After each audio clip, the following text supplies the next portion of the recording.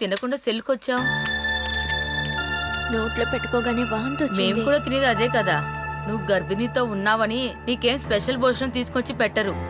కానీ తినకుండా ఉండొచ్చుగా. కడుపులో ఒక బిడ్డ ఉంది. పస్తు ఉండాలని అనుకున్నప్పుడు దాని గురించి కూడా ఆలోచించాలి. ఎన్నో నెల? 6. 6వ నెలలా కనిపించట్లేదే. సర్లే, నిన్ను చూస్తేనే తెలుస్తుంది ఏం తినట్లేదని. నీకు అమ్మా నాన్న సొంత వాళ్ళు ఎవరు లేరా? ఎప్పుడూ రిమాండ్లో ఉన్న వాళ్ళని చూడటానికి అమ్మా నాన్న, ఫ్రెండ్స్, సొంత వాళ్ళు అందరూ వస్తూ ఉంటారు. అలా నిన్ను చూడటానికి ఇంతవరకు ఎవరూ రాలేదు. అందుకే అడిగాను.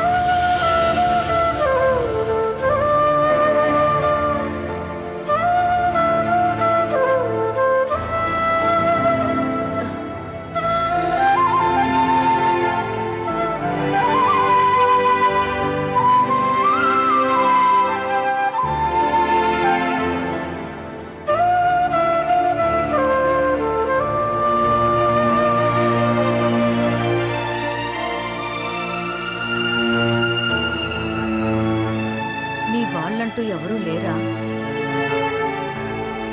నా వాళ్ళంటూ చాలా మంది ఉన్నారు, కానీ వాళ్ళెవరూ రారు. అందరూ ఉన్నా కూడా అనాథని అంటారు తెలుసా? అదే నా పరిస్థితి. అందరూ ఉన్నా కూడా ఎవ్వరూ లేని అనాథని.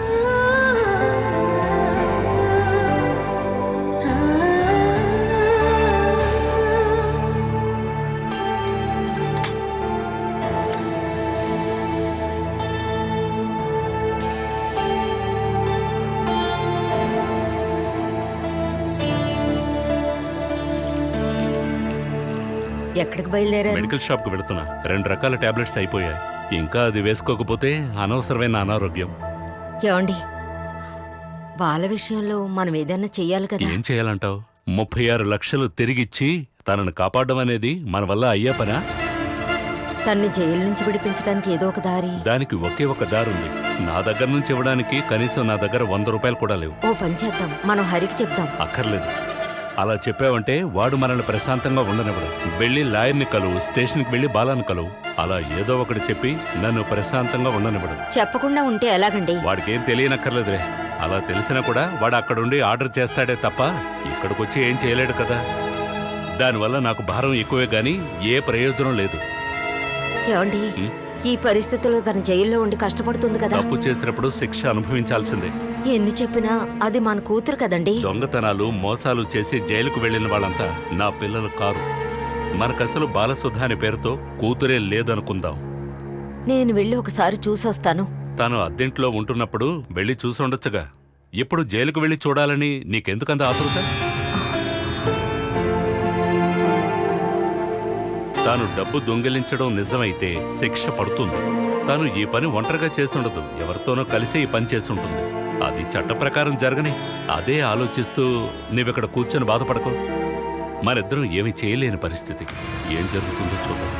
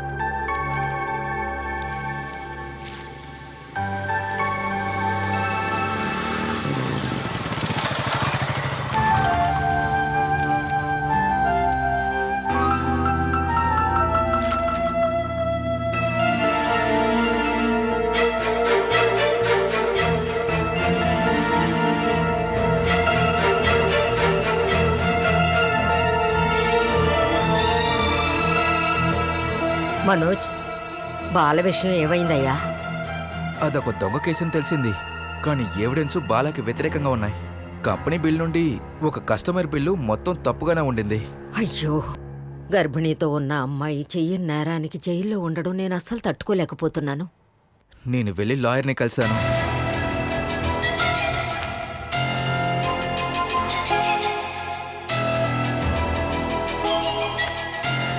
రిమాండ్ ఒక టైం పూర్తయ్యేలోపు జామీన్కి పిటిషన్ వేయచ్చంట. 36 లక్షలు కూడిన ఒక స్కామ్. అది కాకుండా పేరును మార్చారు.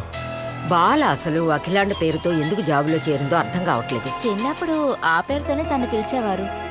డబ్బు కొట్టేయాలనుకుంది కాబట్టి ఆ పేరు పెట్టుకుంది.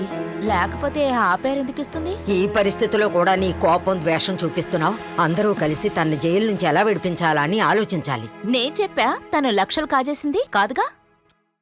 లేకపోతే ఇంకెవరైనా చెప్పి చేసిందేమో తెలియదు కదా. జయ, ఇప్పుడు జైల్లో ఉన్నది నీ సొంత చెల్లి. దానికి అవమానాలు బాధలు నాకన్నా మీకే ఎక్కువ ఉండాలి. దానొక్కదాని వల్ల మీరు చెప్పేదంతా అనుభవిస్తూనే ఉన్నాను. ఇంకా దానివల్ల నేను టెన్షన్ అవ్వాల్సిన అవసరమే లేదు. నీకసలు కొంచెమైనా మనస్సాక్షి ఉందా జయ? బాల ఖచ్చితంగా ఇలాంటి మోసం చేయదని నీకు తెలుసు. అలాంటి పనులే చేయగలిగే అమ్మాయితే ఆ వేణు పెట్టే బాధల్ని తట్టుకుని అక్కడ పడుండేదా? అలాంటి ఆడవాళ్ళు దేనికైనా తెగిస్తారు. చూడ్డానికి సాధులా ఉంటారు. అమాయకంగా ఉండి అందరి దగ్గర నుండి సానుభూతి పొందాలనుకుంటారు. ఏమీ ఎరగనట్టు అందరినీ నమ్మించడం అనేది వాళ్ళకి వెన్నతో పెట్టిన విద్య. నువ్వసలు తన సొంత అక్కవా అని నమ్మలేకపోతున్నాను. మనోజ్, వీలైనంత వరకు తన్ని జైలు నుంచి విడిపించడం చూడు. జామీన్ దొరకటం చాలా కష్టమ్మా. మరేం చేద్దాం మనోజ్? నాకు తెలియదుమా. మీ అబ్బాయిని కూడా ఏదైనా కేసు వేయించుకొని ఎలాగో అలా జైలుకి వెళ్ళడం మంచిదని చెప్పండి. బయటికి తీసుకురాలేకపోయినా పక్కనే ఉండి ఓదార్పు చెప్పడానికి ఒక మనిషి ఉంటాడు కదా. నేనసలు దీన్ని ఏం చేసేదమ్మా? ఇదేమన్నా కొత్తగా జరుగుతోందా? ముందు బాల విషయం చూడు. తను ఇంట్లో ఉండే వాళ్ళ ఇలా చెప్పేటప్పుడు నేను ఏం చేసేదమ్మా? ఎదుటి వాళ్ళు ఏమంటున్నారో దాన్ని పట్టించుకోకు. తనకు నువ్వు ఎలాంటి సహాయం చేయగలవో చెయ్యి. బాలకి అవసరమైన టైంలో నువ్వు చెయ్యాలి. తనకేమన్నా జరిగిందంటే తర్వాత మనం బాధపడాలి.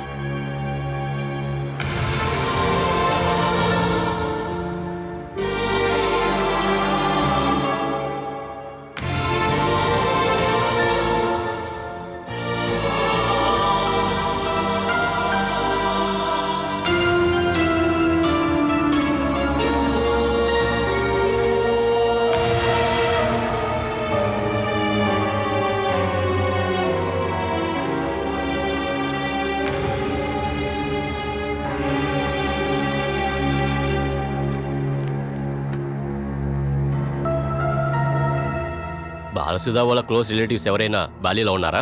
దాని గురించి పెద్దగా డీటెయిల్స్ ఏమి నాకు తెలియవు. కానీ ట్రాన్సాక్షన్ చేసింది తనే అని తెలిసిందిగా.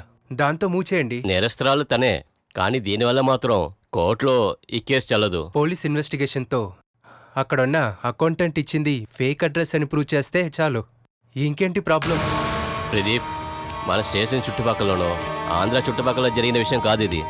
ఈ స్కామ్లో ఇంకొక దేశం కూడా ఇన్వాల్వ్ అయి ఉంది. ఇంత తెలివిగా ప్లాన్ చేయటం బాలసుధా అనే అమ్మాయి వల్ల మాత్రం కాదు. ఇక్కడే మీ కంపెనీలోనే ఎవరైనా ఒకరు ఈ పని చేయటానికి సహాయం చేసి ఉండాలి. No, never. అక్కడ తనకి సహాయం చేయడానికి ఎవరు లేరు. I'm sure. అంత ఖచ్చితంగా చెప్పలేం. తన గ్రూప్లో ఎవరో ఉన్నారు. ఒకవేళ ప్లాన్ అంతా అతనిదే అయిండొచ్చు. ఈ అమ్మాయిని ఊటే వాడుకొని ఉండొచ్చు. తన గురించి తక్కువ అంచనా వేయకండి. మేము ఎంతోమందిని చూస్తున్నాం. ఏదైనా ప్రశ్నించాలంటే జ్యుడిషియల్ కస్టడీ నుండి పోలీస్ కస్టడీకి పంపించాలని అప్లికేషన్ ఇచ్చారు. ఎన్ని రోజులు రిమాండ్లో ఉంచుతారో తెలీదు. కానీ ప్రెగ్నెంట్గా ఉంది కాబట్టి ఈ కేసుకి సహాయపడుతుంది. ఆ పాయింట్ పోలీసులకు కావాలా? కస్టడీలో ఒకవేళ దొరికితే తనకు కావాల్సిన అన్ని ఎవిడెన్స్ని కలెక్ట్ చేసి మళ్ళీ వదిలేతాం. ఆ విషయం సిఐ గారు స్పెషల్గా చెప్పారు. సిఎస్ఆర్ మ్యాటర్ అంటే వదిలేయండి. ఈ ఫైల్ని త్వరగా క్లోజ్ చేస్తే మీ విషయంలో స్పెషల్ కన్సిడరేషన్ చూపిస్తాను. అది నాకు తెలుసు. ముందు తనని కస్టడీలోకి రానివ్వండి.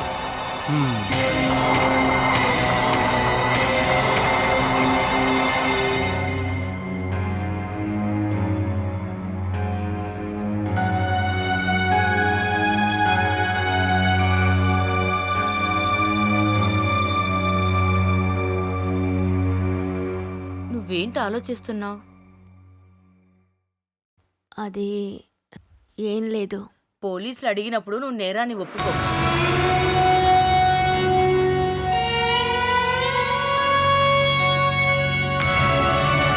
నీ ఆరోగ్యం అస్సలు అస్సలు బాలేదు. గర్భిణీతో కూడా ఉన్నావు. వాళ్ళ దగ్గర నుంచి తన్నులు తినకు. నేనేం చేయనప్పుడు ఎందుకు ఒప్పుకోవాలి? అలా అని నువ్వంటున్నావు. పోలీసులు కావాల్సింది ఎవిడెన్స్. లేకపోతే కోర్టులో జడ్జి అడిగే ప్రశ్నలకి పోలీసు జవాబు చెప్పలేదు. అందుకని చెప్తున్నాను. పోలీసులకి కోపం వచ్చేలా చేసి చెప్పనని మొండికేయకు. నేనే తప్పు చేయలేదు. ఇలా చూడు పిల్ల, నువ్వు చేసావా చేయలేదని సమస్య కాదు. ఇప్పుడు నీ ఆరోగ్యం జాగ్రత్తగా చూసుకోవాలి.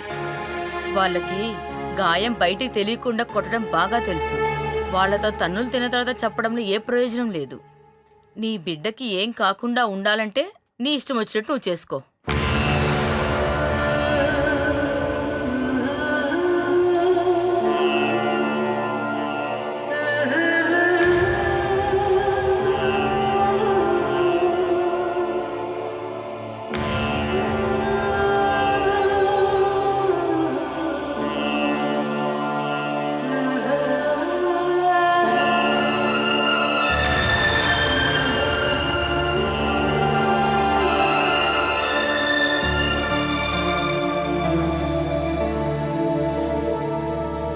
పోలీసుల దగ్గర నేరం ఒప్పుకో. ఇక కోర్టుకు వెళ్ళాక వాళ్ళతో నిజం చెప్పుకో.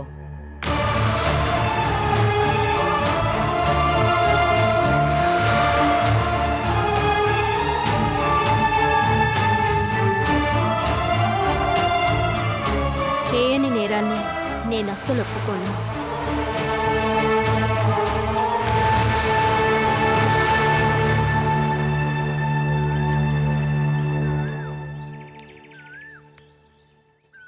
ఉమ్.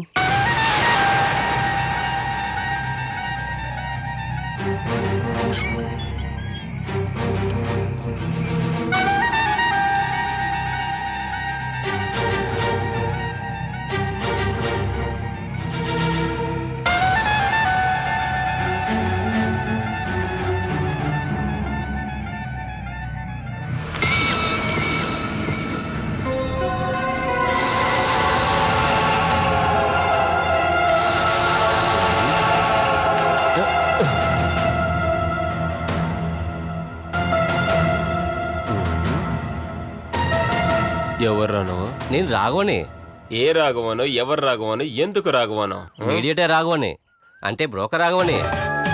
బ్రోకరా? ఎక్కడేంట్రా నీకు బ్రోకర్ పని? ప్రభాకర్ గారు ఇల్లేనది. అలా అని ఎవరు చెప్పారు? దారిలో అడిగాను. అది ముందు మ్యాటర్ ఏంటి? ముందు మీరు ప్రభాకర్ గారిని పిలవండి. హ, ముందు విషయం ఏంటో చెప్పరా. ప్రభాకర్ గారు రానివ్వండి, చెప్తాను. ఏ నాన్నెక్కడ లేడయా? ఓ అబ్బాయా? ఓ, ఆయనే మా నాన్న. అది కాదు, ప్రభాకర్ గారు అబ్బాయి అని అడుగుతున్నాను. అది నన్ను చూస్తే తెలియట్లా? కష్టమే, ఎలికి ఎలుగుని అన్నట్టుంది. ఆ? ఆ, ప్రభాకర్ గారు లేకపోయినా పర్లేదు, వాళ్ళ కోడలు ఉంది కదా, నాకు ఆవిడొస్తే చాలు. నువ్వు ఏ బ్రోకర్ అని చెప్పావు? ఏ బ్రోకర్ పని అయినా చేస్తాను. ఆ, అది నేను చూస్తేనే అర్థం అవుతుంది. నాకు అసలు టైం లేదు. ఈ ఇల్లు కనిపెడతానికి చాలా సేపు పట్టింది. మీరు అఖిలని పిలవండి. అఖిలనా? ఆ, ప్రభాకర్ గారి కోడలు అఖిల. వేణుగారి భార్య. ఓహో, ప్రభాకర్ గారు చెప్తే వేణుగారు ఉండటానికి ఇల్లు చూసి పెట్టింది నేనే. ఓ, అది నువ్వేనా? ఆ, అంత పెద్ద ఇల్లు కేవలం 3000 రూపాయలకి అద్దెకి ఇప్పించాను. ఇప్పుడేమో నెల రోజులు అద్దె ఇవ్వకుండా వచ్చేసారు. వాళ్ళు ఇక్కడే వచ్చి ఉంటున్నారని నాకు తెలిసింది. ఆ డబ్బు తీసుకుంటాను మాత్రమే నేను ఇక్కడికి వచ్చాను. అది నువ్వు తీసుకునే కొనిచ్చి వెళ్ళాలి. ఆ? ఏరా, ఎవర్రా ఇతను? ఆ, వేణుబాల సిటీలో ఒక ఇంట్లో ఉన్నారే, ఆ ఇంటి రెంట్ తీసుకోవడానికి వచ్చాడు. ఒక నెల రెంట్ ఇవ్వలేదట. ఇక్కడికొచ్చి అద్దె అడగమని నీకెవరు చెప్పారు? వాళ్ళు వచ్చి ఇప్పుడు ఇక్కడే కదా ఉంటున్నారు. ఇది నా ఇల్లు. ఓ, నాకు ఇప్పుడు 3000 రూపాయలు రావాలి. ఈ ఇల్లు అద్దెకి ఇచ్చావా నాకు? ముందు వేణు భార్యని పిలవండి. ఆవిడ ఇస్తా అని చెప్పింది, ఇవ్వకుండా వచ్చేసింది. పిలవండి, నేను అడిగి తీసుకుంటాను. దాన్ని అడగాలంటే జైలుకి వెళ్ళాలి నువ్వు. జైలుకా? ఎందుకు? ఆమెకు అక్కడ పని దొరికిందా? పని కాదు, ఒక చిన్న తప్పు చేసింది. తను పని చేసే దగ్గర 36 లక్షలు దొంగతనం చేసిందని జైలుకి తీసుకెళ్లారు. 36 లక్షల రూపాయల? అయితే నాకు ఇవ్వాల్సిన 3000 రూపాయలు ఇవ్వకుండా ఎందుకు వెళ్ళారు? నాకు నా డబ్బులు కావాలి. అరే, నేను చెప్పింది నీకు అర్థం కదా? స్కూటర్ యాక్సిడెంట్ అయ్యి వారం రోజుల నుంచి ఆయుర్వేదిక్ మందులు తీసుకుంటున్నాను. హాస్పిటల్లో ఉన్నాను కాబట్టి ఈ విషయాలన్నీ నాకు తెలియలేదు. అదే ఇప్పుడు తెలిసింది కదా, ఇక నువ్వు వెళ్ళు. ఆ, అలా ఒట్టి చేతులతో వెళ్ళడానికి రాలేదు నేను. 36 లక్షలు దొంగతనం చేసిన వాళ్ళకి నా 3000 రూపాయలు ఇవ్వలేరా? ఊరికే ఆటలాడకండి, ఇవ్వండి ఇవ్వండి. ఒరే సతీష్, అతనికి ఏం కావాలో ఇచ్చి పంపు. నేనా?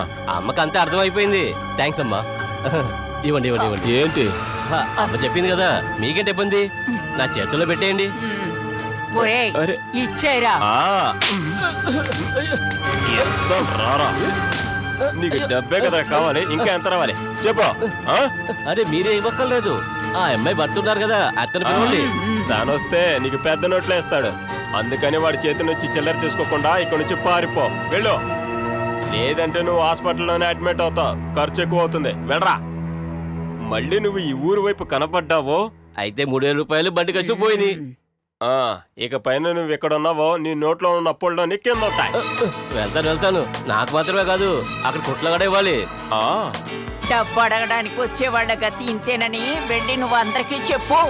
లేదంటే ఉండు, వాళ్ళకి ఇవ్వాల్సింది నీకే ఇచ్చి పంపిస్తాను. అయ్యో, వదిలేండి, అంత ఓపిక నా దగ్గర లేదు.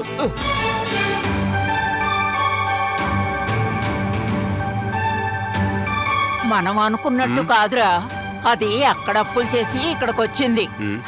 అదెంతో తెలివైంది. ఓ, ఏదైనా నీలాగా అయితే కాదమ్మా. రేయ్, ఇకపై నువ్వు కంగారు పడకమ్మా. ఎవరైనా సరే డబ్బు ఇవ్వాలని ఇక్కడికి వచ్చారంటే వాళ్ళని ఎలా పంపించాలో నాకు తెలుసు. ఆ,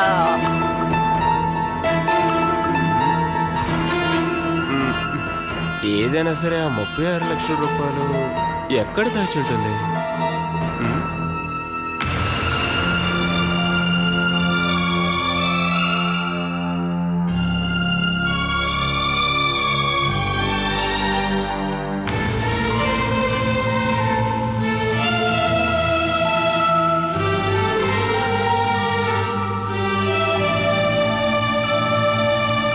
ఈరోజు ఆఫీస్కి వెళ్ళలేదా?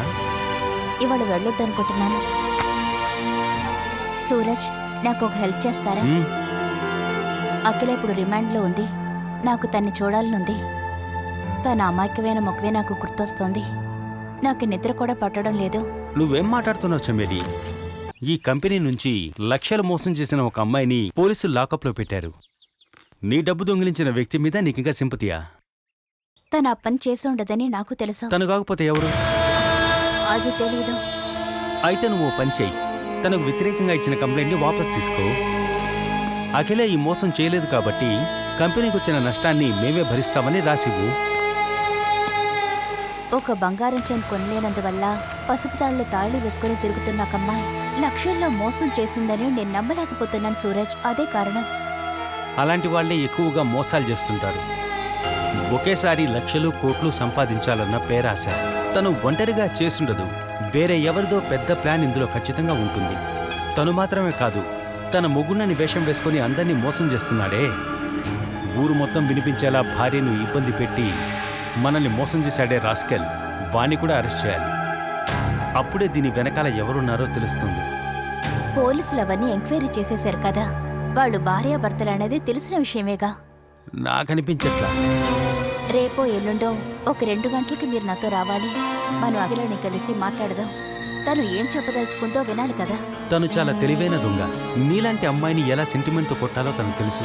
అందుకే గుండెలు బాదుకుంటూ తను దొంగతనం చేయలేదని చెప్తుంది. అఖిలకి ఎవరి మీద అనుమానం ఉందేమో, మనం అలా కూడా ఎంక్వైరీ చేయాలి కదా. ఒక దొంగ తలుచుకుంటే ఎవరి పేరైనా చెప్తుంది. అది విని మనం ఎంక్వైరీ చేయడం కుదరదు.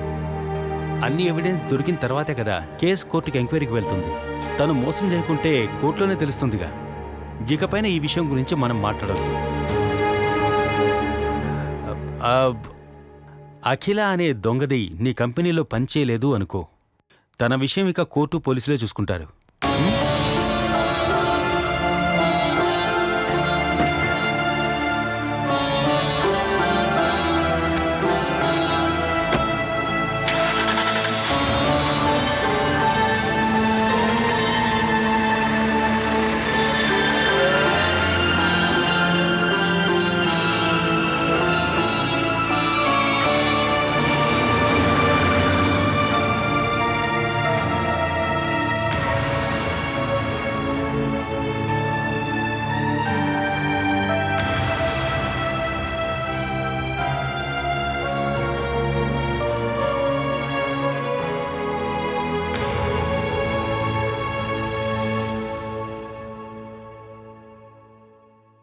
ఈరోజు రేపు 8 గంటలు నిన్ను ప్రశ్నించొచ్చని కోర్టు ఆర్డర్ ఇచ్చింది.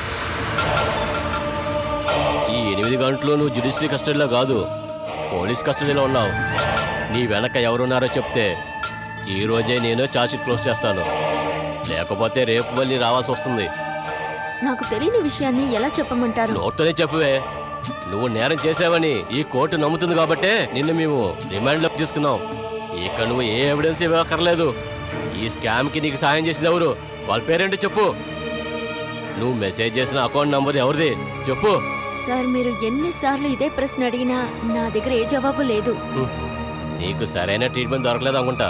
నేరం ఒప్పించాలనుకుంటే మేము నిన్ను గర్భిణీతో ఉన్నామని కూడా జాలిపడం.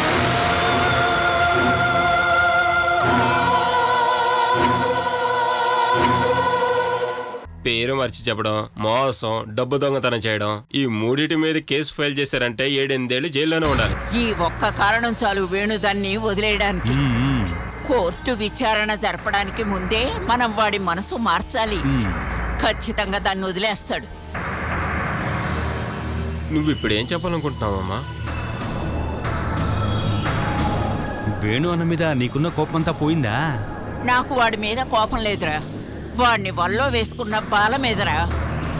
అది జైల్లో కూర్చుంది. ఇక నా ప్లాన్ అంతా వేణుని మన వైపు తిప్పుకోవడం. అన్నీ అనుకున్నట్టే జరుగుతాయి. రే బంగారా, నీ ఎదురు చూపులన్నీ వేస్ట్ అవ్వబోతున్నాయి. అమ్మ వెళ్ళేది చూస్తుంటే తల్లి కొడుకులు ఒకటవుతారనిపిస్తుంది.